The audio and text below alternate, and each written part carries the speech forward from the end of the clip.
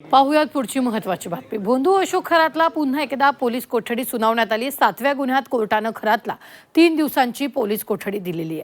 अशोक खरातच्या लॉकरमध्ये 2 कोरे चेक सापडलेत।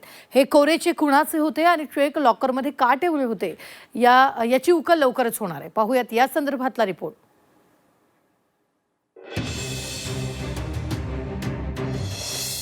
अशोक खरातला 7व्या गुन्ह्यात पोलीस कोठडी।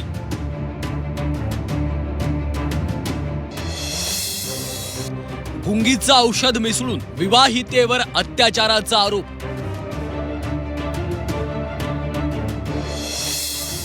खरातच्या लॉकर मधील 2 कोरे चेक कुणाचे? कॅप्टन अशोक खरातला अटक होऊन तब्बल 1.5 महिना झालाय। अशोक खरातची SIT कोठडी वाढतच चालली आहे। अशोक खरातनं केलेल्या गुन्ह्यांची संख्या आणि त्यातली वेगवेगळी माहिती यामुळे SITला प्रत्येक प्रकरणात त्याची वेगळी पोलीस कोठडी मागावी लागते। 7व्या गुन्ह्यात SITनं खरातचा ताबा मागताना 6 दिवसांची कोठडी मागितली होती। 6 दिवसांची कोठडी मागताना सरकारी वकिलांनी खरातनं केलेल्या गुन्ह्याची नवी माहिती सांगितली आहे। खरातनं पीडित महिलेला काहीतरी मिसळलेलं पाणी प्यायला दिलं, पतीला ऑफिस बाहेर बसवून महिलेवर अत्याचार केला, कुणाला सांगितलं तर मारून टाकेल अशी धमकी दिली। पंचनामा करताना लॉकर मिळालं, त्यामध्ये 2 कोरे चेक सापडले। अशोक खरात हा अंकशास्त्राचा अभ्यासक कमी आणि काळ्या पैशांचा फिरवाफिरवी करणारा नटवरलाल जास्त वाटत होता।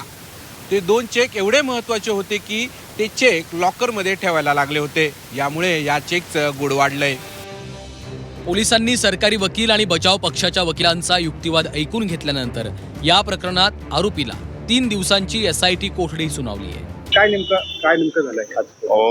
85/2026 मध्ये त्यांना 29 तारखेपर्यंत पोलीस कस्टडी दिली आहे।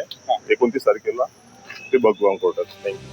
अशोक खरात एवढा विकृत आणि निर्ढावलेला होता की विवाहितेवर केबिनमध्ये अत्याचार करत असताना केबिनच्या बाहेर बसलेल्या तिच्या नवऱ्याची थोडीही भीती वाटत नव्हती। एवढेच नव्हे तर पीडितेनं विरोध केल्यावर तिला जीवे मारण्याची धमकी देण्यासही तो मागे पुढे पाहत नव्हता। खरात अंकशास्त्राचा अभ्यासक नव्हता, तर तो भूमाफिया होता। खरात लैंगिक अत्याचार करणारा नराधम होता। खरात लोकांची लुबाडणूक आणि फसवणूक करणारा होता। सागर गायकवाड, झी 24 तास, नाशिक।